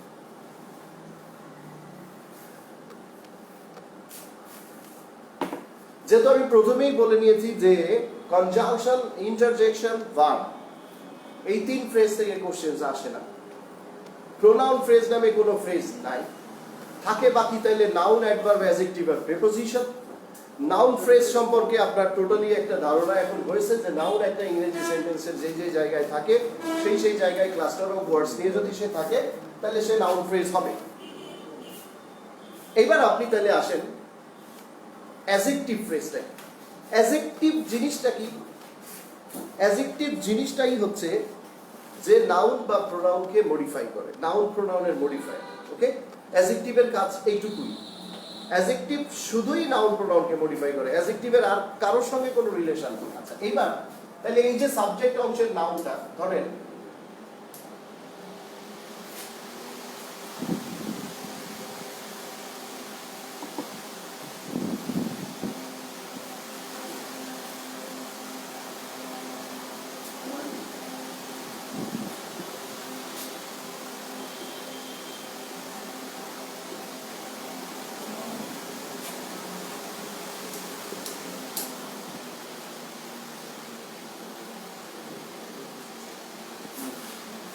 The girl crying on the road is an orphan. এই সেন্টেন্সটা আমরা প্রথমে লিখছিলাম, এই সেন্টেন্সটা প্রথমে আমরা লিখছিলাম ইয়ে বোঝার জন্য, নাউন ফ্রেজ বোঝার জন্য। এই সেন্টেন্সটা আবার লিখলাম, হ্যাঁ? আচ্ছা এইবার এই সেন্টেন্স আবার লিখলাম কেন? এবার আপনি দেখেন এই সেন্টেন্সের সাবজেক্ট ছিল the girl crying on the road. এই সাবজেক্টটা তো নাউন ফ্রেজ। আচ্ছা এই সাবজেক্টের নাউন অংশটা যদি ছেড়ে দেওয়া হয় তাইলেই কিন্তু অ্যাডজেক্টিভ ফ্রেজ হয়ে যায়, হ্যাঁ? এই সেন্টেন্সের নাউন অংশটা ছেড়ে দেওয়ার সাথে সাথেই কিন্তু ফ্রেজটা অ্যাডজেক্টিভ হয়ে যায়। তার মানে একটা সেন্টেন্সের মধ্যে ধরেন এই যে যে জায়গাগুলোতে নাউন আছে, subject, object, complement, after preposition, যেখানে যেখানে নাউন আছে, ঠিক সেই নাউনের পরেই যে গ্রুপ অফ ওয়ার্ডসটা আছে ইমিডিয়েট পরেই সেই গ্রুপ অফ ওয়ার্ডসটাকে আমরা অ্যাডজেক্টিভ হিসেবে ধরে নিতে পারি, হ্যাঁ? obviously there is some exceptions, এখানে অবশ্যই ব্যতিক্রম আছে, আপনাকে ক্লিয়ার কনসেপ্টটা রাখতে হবে। তো ধরেন এইখানে যদি আমি ডাকটা দিই crying on the road, তাহলে এই পুরা ফ্রেজটা, এই পুরা এরিয়াটা কিন্তু সাবজেক্টের মধ্যে, কিন্তু সাবজেক্টের জায়গায় থাকে কে? নাউন। সেই নাউনের নিচে কিন্তু দাগ নাই, তাহলে বাকি যেটার নিচে দাগ আছে সেটা তখন কি ফ্রেজ হয়ে যাবে? অ্যাডজেক্টিভ। ওকে, আচ্ছা এইবার ক্রাইং এর নিচ থেকে যদি দাগটা মুছে দেওয়া হয় তখন দাগটা কোথায় যেয়ে দাঁড়াচ্ছে? On the road. On preposition plus road noun, এই প্রিপোজিশন প্লাস নাউনটা equal to modifier. Preposition plus noun equal to modifier. আর ইংরেজিতে মডিফায়ার আছে দুইটা, একটা অ্যাডজেক্টিভ আর একটা অ্যাডভার্ব। তাহলে প্রিপোজিশন প্লাস নাউনের হিসাব যদি আসে তাহলে আপনার ক্যালকুলেশনের এরিয়াটাও কিন্তু ছোট হয়ে আসে। তার মানে আপনার তখন চিন্তা ভাবনাটা কিন্তু আপনি গোটায় আনতে পারবেন যে প্রিপোজিশন প্লাস নাউন, তার মানে আমাকে এটা হয় অ্যাডজেক্টিভ নয় অ্যাডভার্ব, হ্যাঁ? তাহলে এইখানে যে প্রিপোজিশন প্লাস নাউন আছে অন দ্য রোড, এটা অ্যাডজেক্টিভ ফ্রেজ হবে না অ্যাডভার্ব ফ্রেজ হবে? তার আগের শব্দটা দেখেন, তার আগের কি শব্দ আছে? আগে আছে ক্রাইং, ভার্ব, এটা নট ফাইনাইট ভার্ব, তাহলে এটা অ্যাডভার্ব। তাহলে এটা অ্যাডভার্ব। প্রিপোজিশন প্লাস নাউন, দুইটা মেজর ফ্রেজ আপনার কোশ্চেন আসবে, ফ্রেজ চারটা, সেটা হচ্ছে noun phrase, adjective phrase, adverb phrase, preposition phrase. চারটা জায়গা থেকে আপনার কোশ্চেন আসতে পারে। এবার অ্যাডজেক্টিভ আর অ্যাডভার্ব ফ্রেজের স্ট্রাকচারাল ম্যাটেরিয়ালস কি? Preposition plus noun, most of the cases. ওই যে বললাম 98, সরি, তো most of the cases structural ম্যাটেরিয়ালসটা হচ্ছে প্রিপোজিশন প্লাস নাউন। তাহলে প্রিপোজিশন প্লাস নাউন দেখলে আপনি ধরে নিতে পারেন এটা হয় নাউন, এটা হয় অ্যাডজেক্টিভ না অ্যাডভার্ব। তাহলে অন দ্য রোড, এটা প্রিপোজিশন প্লাস নাউন কনস্ট্রাকশনে আসছে, কারণ প্রিপোজিশন প্লাস নাউন যোগ হলে একটা মডিফায়ার তৈরি হয়। আর মডিফায়ার ইংরেজিতে দুইটা আছে, একটা অ্যাডজেক্টিভ একটা অ্যাডভার্ব। তাহলে যখনই প্রিপোজিশন প্লাস নাউন যোগ হচ্ছে তখনই এটা মডিফায়ার হয়ে যাচ্ছে। এবার ক্রাইং এর পরে যখন অন দ্য রোড ছিল তখন অন দ্য রোডকে আমরা কি ফ্রেজ বলতেছি? Crying on the road. তাহলে অন দ্য রোডকে আমরা তখন অ্যাডভার্ব ফ্রেজ বলতেছি, কারণ ক্রাইং ভার্বের পরে এটা আছে। এখন আমি যদি এখান থেকে ক্রাইংটা মুছে দিই, মুছে দিয়ে যদি আমি বলি যে the girl on the road crying নাই, the girl on the road is an orphan, রাস্তার মেয়েটা একটা এতিম। এর আগে ছিল রাস্তায় কাঁদছে যে মেয়েটা সে একটা এতিম, কিন্তু এখন কিন্তু ক্রাইং ওখানে নাই, এখন আছে রাস্তার মেয়েটা একটা এতিম। তাহলে এইবার এখানে প্রিপোজিশন প্লাস নাউন, এই যে স্ট্রাকচারালি ফ্রেজটা তো প্রিপোজিশন প্লাস নাউনই আছে। এখানে যখন ক্রাইং ছিল তখন ওইটা আপনি অ্যাডভার্ব ফ্রেজ বলছেন, কারণ নন ফাইনাইট ভার্বের মডিফায়ার হিসেবে ছিল। এখন কিন্তু এখানে ক্রাইং নাই, তাহলে এখন এই প্রিপোজিশন প্লাস নাউন এই ফ্রেজটা তারপরে আছে গার্ল।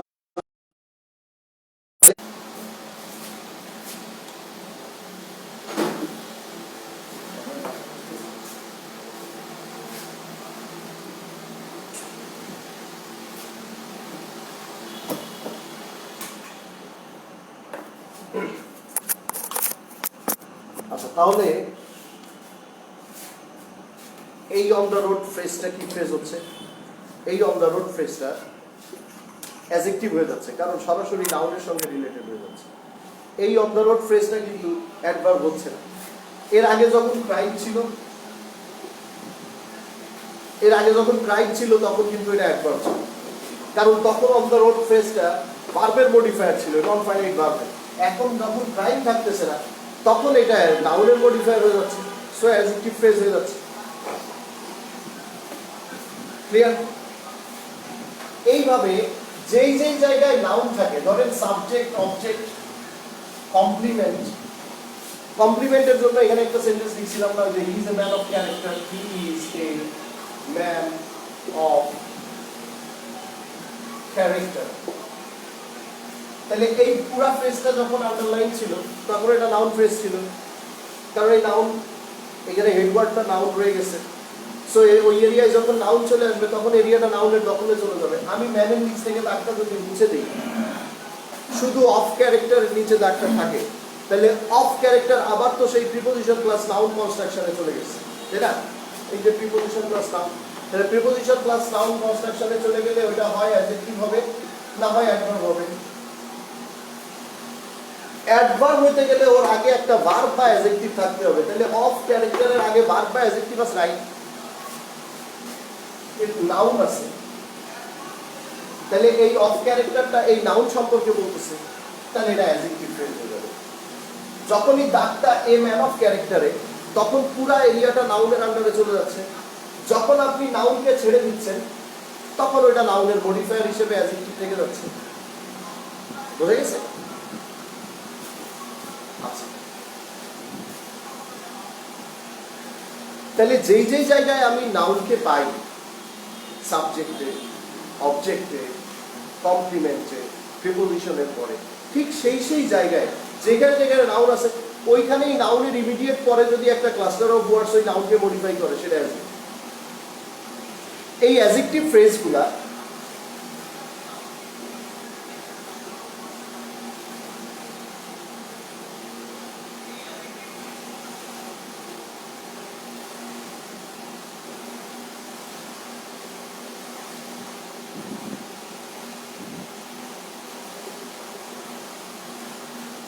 এটা 98 out of 100 টাইমস এগুলা এই দিয়ে শুরু হয়।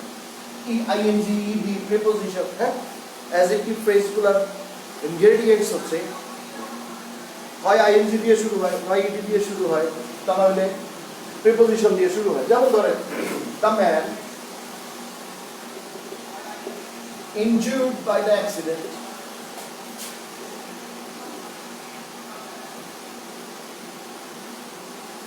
এই the man injured by the অ্যাক্সিডেন্টের মধ্যে যখনই দাগটা ইনজুর্ড বাই দ্য অ্যাক্সিডেন্টের নিচে থাকতেছে, তখনই ম্যানের মডিফায়ার হয়ে যাচ্ছে, এটা অ্যাডজেক্টিভ ফ্রেজ হয়ে যাচ্ছে। এই যে ইডি দিয়ে শুরু হয়েছে, এই যে ইডি দিয়ে শুরু হয়েছে, হ্যাঁ, তখন এটা অ্যাডজেক্টিভ ফ্রেজ হয়ে যাচ্ছে। ক্লিয়ার? এই ইডি দিয়ে অ্যাডজেক্টিভ ফ্রেজ হয়, এরকম আইএনজি দিয়ে শুরু হলে অ্যাডজেক্টিভ ফ্রেজগুলো সাধারণত এই জিনিসগুলো দিয়ে শুরু হয়। আবার আমি যখন এই ইনজুরটা মুছে দিচ্ছি, তখন কিন্তু বাই দ্য অ্যাক্সিডেন্ট এটা ম্যানের মডিফায়ার হয়ে যাচ্ছে, তাহলে এটা অ্যাডজেক্টিভ হয়ে যাবে। আর যদি এখানে ইনজুর থাকে এবং বাই দ্য অ্যাক্সিডেন্টের নিচে দাগ থাকে, তাহলে তো বাই দ্য অ্যাক্সিডেন্টের নিচে এর আগে তো নাউন নাই, এর আগে নন ফাইনাইট ভার্ব আছে, একটা ইডি ভার্ব আছে, তাহলে এটা অ্যাডভার্ব হয়ে যাবে। সো প্রিপোজিশন প্লাস নাউন একসঙ্গে থাকলে পরে ফ্রেজটা হয় অ্যাডজেক্টিভ হবে, নয় অ্যাডভার্ব হবে। জাস্ট ডিপেন্ড করে যে কিভাবে আছে, আগে কি আছে, পরে কি আছে। ধরেন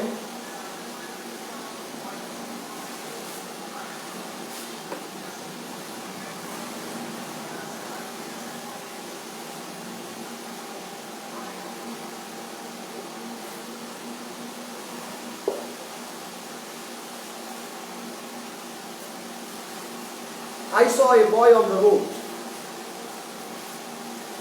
এইখানে on the road ফ্রেজের নিচে দাঁড়ায় I saw a boy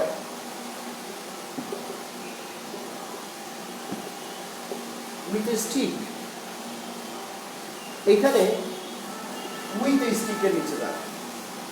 ধরেন এইবার এই দুইটা ফ্রেজ আপনাকে আইডেন্টিফাই করতে বলা হয়। দুইটা ফ্রেজই অলমোস্ট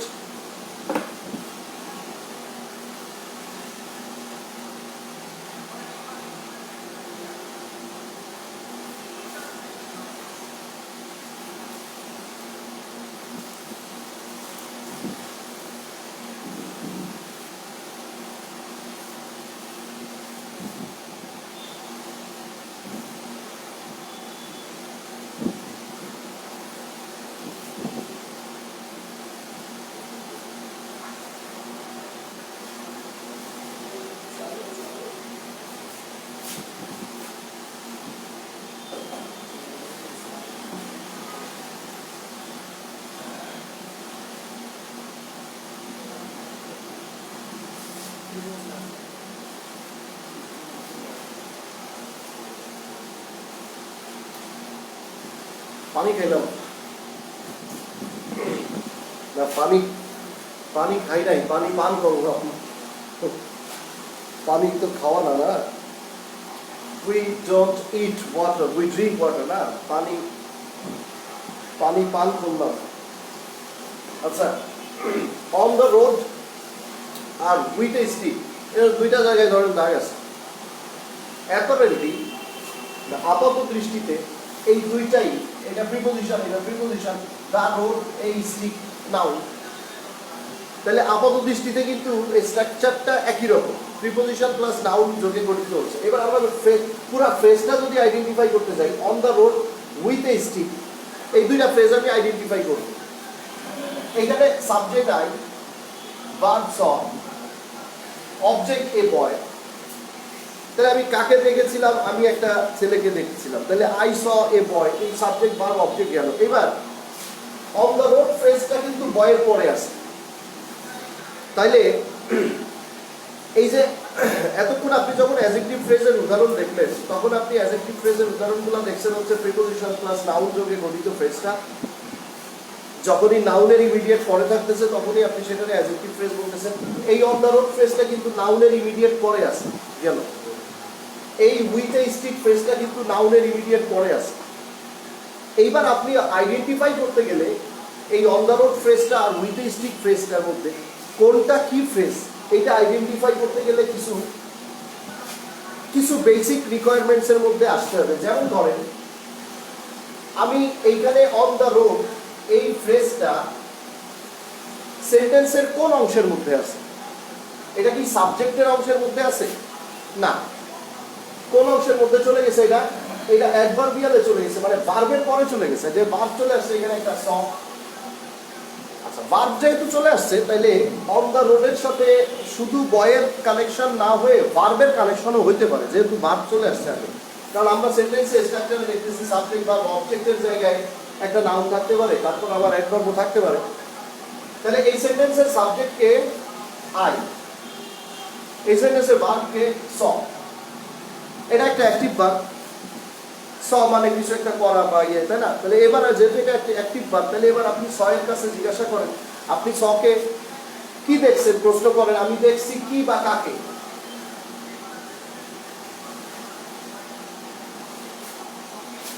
কি দেখছি বা কাকে দেখছি? তাহলে এর একটা উত্তর আসতেছে, আপনি দেখছেন একটা ছেলেকে, আই স এ বয়। তাহলে উত্তর আসতেছে একটা, আপনি একটা ছেলেকে দেখছেন। তাহলে এই ছেলেটা কি? অবজেক্ট। এই ছেলেটা অবজেক্ট। এইটা আপনাকে বের করতে হবে। যদি অন দ্য রোডের সম্পর্কটা ছেলেটার সাথে হয়, তাহলে কিন্তু অন দ্য রোড ফ্রেজটা নাউন হবে। আর যদি অন দ্য রোডের সম্পর্কটা ভার্বের সাথে হয়, তাহলে কিন্তু অন দ্য রোড ফ্রেজটা অ্যাডভার্ব হবে। এবার আমরা একটু দেখি, যদি মনে করেন এইখানে এই বয়টা নাই,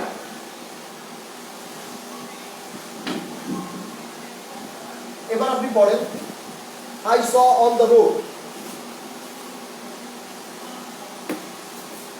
I saw on the road, তাহলে আমি দেখছি কোথায়, কবে, কোথায়, কখন, কিভাবে, কেন, এগুলো দিয়ে প্রশ্ন শোনেন। কোথায় দেখছি?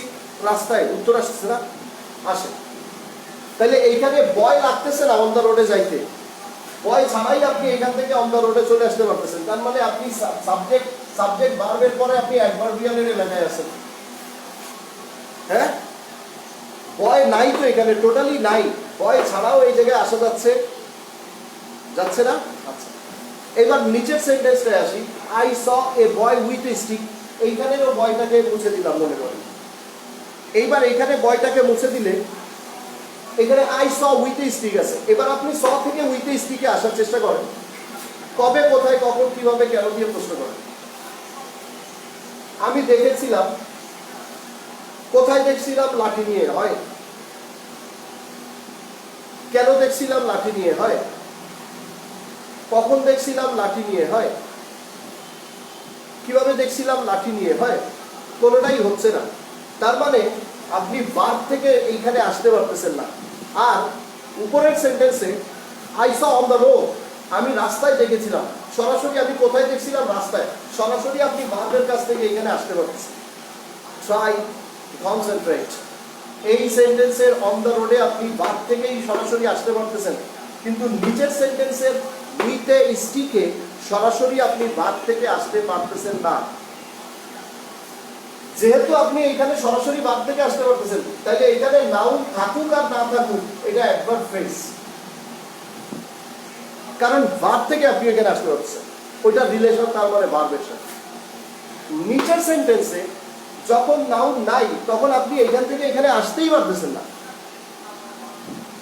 এখানে আপনি আসতেই পারতেছেন না। তার মানে এই ফ্রেজটা, এখানে যে নাউনটা ছিল সেই নাউনের মধ্যে, এই উইথ এ স্টিক ফ্রেজটা এই বয়কে মডিফাই করছে।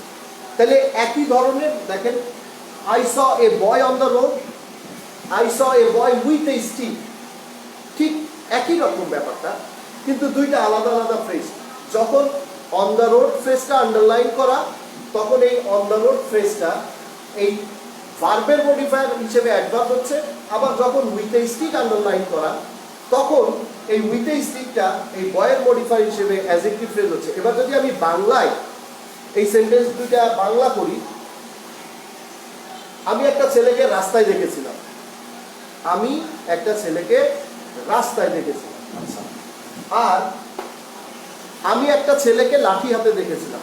এবার আপনি একটা জিনিস হিসাব করে দেখেন, লাঠি হাতে একটা ছেলেকে আমি দেখেছি, তাহলে লাঠি হাতেটা ওই ছেলের মডিফায়ার, ছেলে না থাকলে তো লাঠিই থাকে না, লাঠিটা তো ছেলের হাতে, লাঠি হাতে আমি একটা ছেলে দেখছি, তাহলে ছেলে না থাকলে লাঠির ব্যাপারটাই আসে। আর আমি একটা ছেলেকে রাস্তায় দেখছি, ছেলে না থাকলেও আমি রাস্তায় দেখছি, এটা রাস্তা, কোথায় দেখছি? আমি রাস্তায়। হ্যাঁ, অনেক সময় এরকম হবে না, এটা কোথায় ঘটছে রে? রাস্তায় ঘটছে। কোথায় ঘটছে? মাঠে ঘটছে। তাহলে নাউনটা লাগতেছে না ওই জায়গাটায় যাইতে, এটা অ্যাডভার্ব হবে, এটা অ্যাডজেক্টিভ।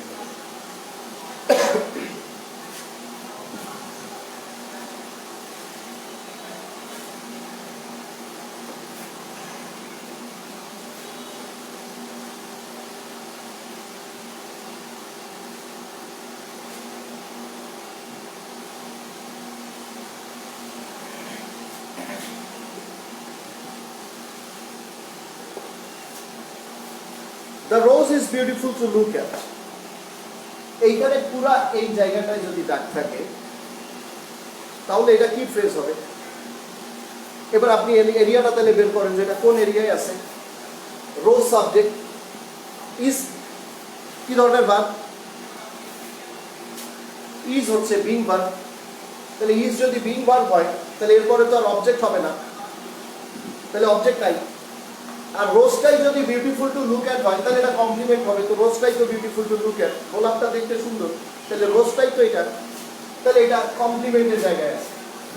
তারপরে আপনি এইখানে অবস্থান করতেছেন, এবার এইখানে অবস্থান করতেছেন, আপনার এইখানে থাকে কে কে?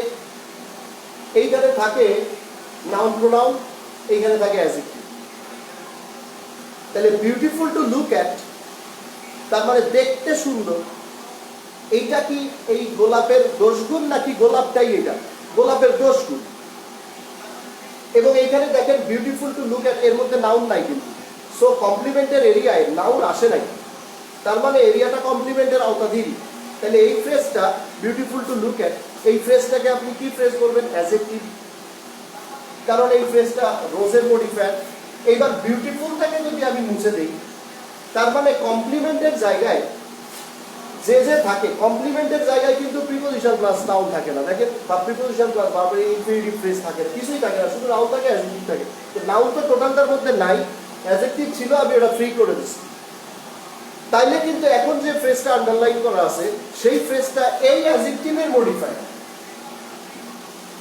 এখন যে ফ্রেজটা আন্ডারলাইন করা আছে সেই ফ্রেজটা এই অ্যাডজেক্টিভের মডিফায়ার। ফ্রেজটা কমপ্লিমেন্টের জায়গায় যে অ্যাডজেক্টিভ, সেই অ্যাডজেক্টিভকে মডিফাই করতেছে। এটা অ্যাডভার্ব ফ্রেজ হবে।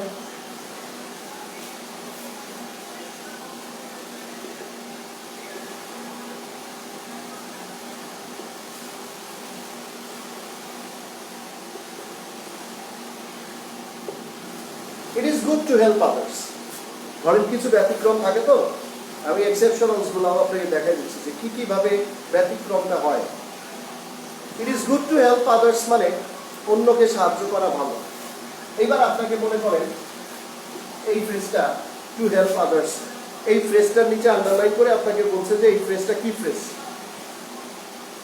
এই ফ্রেজটা কি ফ্রেজ, এটা আপনাকে যদি বলতে বলে তাহলে টু হেল্প আদার্স এটা কি ফ্রেজ আপনি বলবেন? এইখানে বিউটিফুলের পরে টু লুক অ্যাটকে আপনি অ্যাডভার্ব বলছেন, আর এখানে গুড আছে, গুডের পরে একই রকম না, বিউটিফুল এবং গুড দুটাই তো অ্যাডজেক্টিভ, একই রকম ব্যাপার। তাহলে এইটাকেও কি আপনি অ্যাডভার্ব বলবেন? এটা কিন্তু অ্যাডভার্ব না। এই টু হেল্প আদার্সটা কিন্তু গুডকে মডিফাই করছে না। টু লুক একটা বিউটিফুলকে মডিফাই করে, কিন্তু টু হেল্প আদার্সটা গুডকে মডিফাই করে না। এই টু হেল্প আদার্সটা হচ্ছে ইট, বলছে it is good to help others, মানে এটা অন্যকে সাহায্য করা ভালো, এটা ভালো অন্যকে সাহায্য করা। এইটাটাই হচ্ছে অন্যকে সাহায্য করা, এইটাটা অন্য কোনো কিছু না, এই ইটটাই এইটা। ক্লিয়ার? এই ইটটাই এটা। আমি যদি এই সেন্টেন্সটা এইভাবে লিখি, to help others is good, এভাবে যদি আমি সেন্টেন্সটা লিখি, to help others is good, তাহলে এই টু হেল্প আদার্স ফ্রেজটা কি ফ্রেজ হবে? এটা সেন্টেন্সের শুরুতে এটা নাউন ফ্রেজ হবে, অন্যকে সাহায্য করা ভালো। হ্যাঁ, এইটা একই জিনিস, উপরে একটা ইন্ট্রোডাক্টরি ইট দিয়ে শুরু করা হয়েছিল বলে টু হেল্প আদার্সটা সরে গেছে। আমি যদি ইন্ট্রোডাক্টরি ইটটা দিয়ে এটাকেই সাবজেক্ট করে করতে চাই, তাহলে to help others is good, তাহলে টু হেল্প আদার্সটা সাবজেক্ট হবে, সাবজেক্ট হিসেবে নাউন ফ্রেজ। আর এই উপরের সেন্টেন্সে এটা অ্যাপোজিটিভ হিসেবে নাউন ফ্রেজ ছিল, কিন্তু একই ধরনের একটা ঘটনা, বিউটিফুলের পরে টু লুকের আছে, ওটা কিন্তু আমার অ্যাডভার্ব। সো এই বিষয়গুলোকে আপনাকে টোটালি সেন্টেন্সের স্ট্রাকচারের উপর বেস করে আইডেন্টিফাই করতে না গেলে আপনি ভুল করে ফেলবেন। মেইন ব্যাপারটা হচ্ছে যে আমরা ইংরেজি একে তো একটা বাইরের ভাষা, তারপরে হচ্ছে ছোটবেলা থেকে আমরা এটার যে একটা ম্যাচিউর যে একটা গঠনতন্ত্র পাবো সেটা আমরা পাই নাই। আমরা এটাকে শিখছি যে যেভাবে শিখাইছে, বিভিন্নভাবে শিখে এখন মোটামুটি একটা জায়গায় এসে আমরা দেখতেছি যে আমরা কিছু চাইলে করতে পারতেছি না। ধরেন আপনি পড়ালেখা করে হাই এডুকেটেড, এখন আপনি একটা সাবজেক্ট সারা জীবন ধরে পড়েছেন, ইংরেজিটা একটা কম্পালসারি পেপার ছিল, ছোটবেলা থেকে আমরা এমন কোনো জায়গা নেই 200 মার্কের ইংরেজি ছিল না, তারপরে আপনি এখন ওইখানে এসে একটা বাক্য লিখতে পারতেছেন না, বুঝতে পারতেছেন না, তাহলে ওইখানে একটা ব্যাপক ঘাটতি রয়ে গেছে। এই ব্যাপক ঘাটতিটার মূল কারণটাই হচ্ছে এই স্ট্রাকচার, যে একটা ইংরেজি সেন্টেন্সে থাকে কি, এইটাই আমাদের ধারণাই নেই, আমাদের এই কনসেপ্টটাই ক্লিয়ার না। এই কারণে আমরা কি কি আছে কি কি থাকে সেটাই যখন জানি না, তখন ঝামেলাটা হয়। তাহলে অ্যাডজেক্টিভ এবং অ্যাডভার্ব ফ্রেজের ব্যাপারটা হয়ে গেল। প্রিপোজিশন ফ্রেজটা তো এই যে শুধু দেখেন কোন জায়গায় থাকে প্রিপোজিশন ফ্রেজটা। প্রিপোজিশন ফ্রেজ প্রিপোজিশন দিয়ে শুরু, প্রিপোজিশন দিয়ে শেষ, এইরকম ভাবে বলা যায়। হ্যাঁ, ওইটা বললাম যে মোস্ট অফ দ্য কেসেস ব্যাপারটা এরকম, প্রিপোজিশন দিয়ে শুরু, প্রিপোজিশন দিয়ে শেষ হয়। প্রিপোজিশনটা কি আসলে দেখেন, ধরেন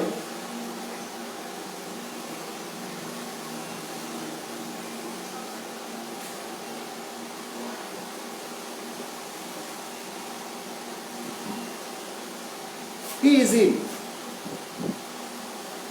এই সেন্টেন্সের মধ্যে এই ইনটার নিচে আমি আন্ডারলাইন করে আপনাকে বললাম যে ইনটা কোন পার্সন স্পিক। আপনি যদি ডিকশনারিতে ইনকে সার্চ করেন তাহলে হয়তো ডিনোটেশন যেটা, ডিকশনারি মিনিং যেটা, ডিকশনারি হয়তো দেখাবে এটা প্রিপোজিশন।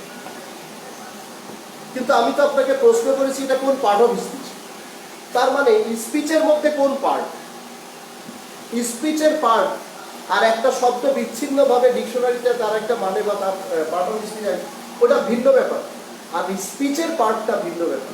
তাহলে একে আপনি প্রিপোজিশন হিসেবে চেনেন, ডিকশনারিতে সার্চ করলেও আপনি একে প্রিপোজিশন হিসেবেই পাবেন। তারপরেও তো এই সেন্টেন্সের মধ্যে এটা অ্যাডভার্ব, দেখেন এটা সাবজেক্ট, এটা বিং ভার্ব, কমপ্লিমেন্ট নাই, বি তো ইন না, তাহলে বাকিটা অ্যাডভার্ব, অ্যাডভার্বের এলাকায় আছে নাকি, এটা অ্যাডভার্ব। তাহলে একটা প্রিপোজিশন সেই তো অ্যাডভার্ব হয়ে যাচ্ছে।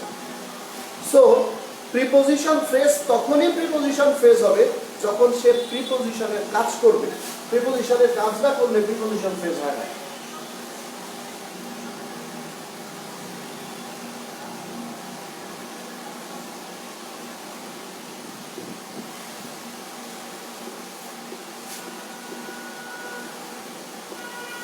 He was absent because of sickness, এই সেন্টেন্সটার মধ্যে he was absent because of sickness, এই সেন্টেন্সটার মধ্যে আমি যদি আপনাকে টোটাল সেন্টেন্সটা অ্যানালাইসিস করতে বলি যে এখানে কি কি আছে, he subject, was the being verb, absent complement.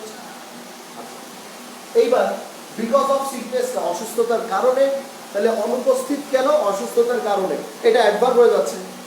Because of sickness পুরো ফ্রেজটা অ্যাডভার্ব ফ্রেজ হবে, কিন্তু যদি আমি সিকনেসটা সরাই দিই তাইলে বিকজ অফ এর নিচে যদি দাগ থাকে তাইলে আপনাকে এটা কি ফ্রেজ বলবেন, আপনি অ্যাডভার্বের এলাকায় আসেন, এসে দেখেন প্রিপোজিশন প্লাস নাউন, এই নাউন আমি সরাই দিচ্ছি, নিচে দিচ্ছি, তাহলে বাকি থাকতেছে কি, এটা প্রিপোজিশন ফ্রেজ।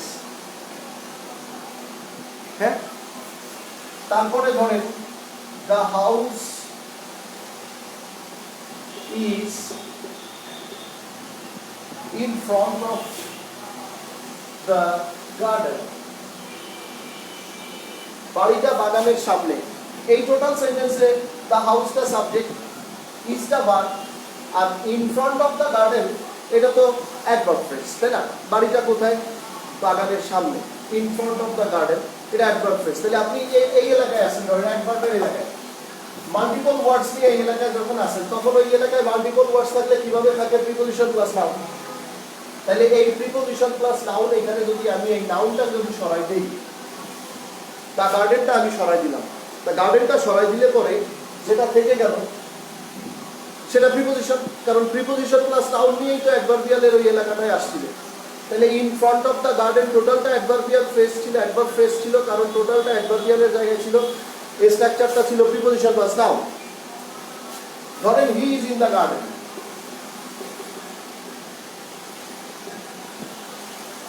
তাহলে এই হি ইজ ইন দ্য গার্ডেনের ইন দ্য গার্ডেন ফ্রেজটা কি, অ্যাডভার্ব। এই ইন দ্য গার্ডেন ফ্রেজটা অ্যাডভার্ব কিভাবে তৈরি হয়েছে, এটা প্রিপোজিশন প্লাস নাউন নিয়ে, এই ইন প্রিপোজিশন আর গার্ডেন নাউন। এখন যদি আমি দ্য গার্ডেনকে এখানে তুই ছেড়ে দিই তাহলে বাকি থাকে কি, প্রিপোজিশন, কারণ এলাকাটাই তো, এখানে তো প্রিপোজিশন প্লাস নাউন নিয়েই ওই ফ্রেজটা তৈরি হয়েছে। তাহলে নাউন আমি যদি ছেড়ে দিই তাহলে বাকি থাকতেছে কি, প্রিপোজিশন। এই জায়গাটায়, এই যে প্রিপোজিশনটাই, এই জায়গাটায় যদি একের বেশি শব্দ থাকে, এইখানে দেখেন এই জায়গাটায় একের বেশি শব্দ আছে। এই গার্ডেন, এই যে গার্ডেনকে ছেড়ে দেওয়ার পরে এখানে শুধু ইন আছে, একটা সিঙ্গেল ওয়ার্ড, তাহলে এটা প্রিপোজিশন। আর উপরের বাক্যে গার্ডেনকে ছেড়ে দেওয়ার পরে ইন ফ্রন্ট অফ ছিল, এটা মাল্টিপল ওয়ার্ডস, এটা প্রিপোজিশন ফ্রেজ। সো বোঝা গেছে ব্যাপারটা, যে এই যে মূলত এই যে যতগুলা ফ্রেজ আপনার যতগুলা ইয়ে আছে, নাউন, অ্যাডজেক্টিভ, অ্যাডভার্ব, আপনি ধরে রাখতে পারেন যে আপনার কোশ্চেন্স এইখান থেকেই আসবে। বিসিএস বলেন, প্রাইমারি বলেন, যেই জায়গা বলেন, জায়গা ব্যাপার না, কোশ্চেন ফ্রেজ থেকে, কোশ্চেনের তো কিছু বেসিক ক্রাইটেরিয়া থাকে। আর ওই যে বললাম এখন যে কোশ্চেন্সগুলো হচ্ছে সেই কোশ্চেন্সগুলো আপনার ফান্ডামেন্টাল নলেজ আছে কিনা।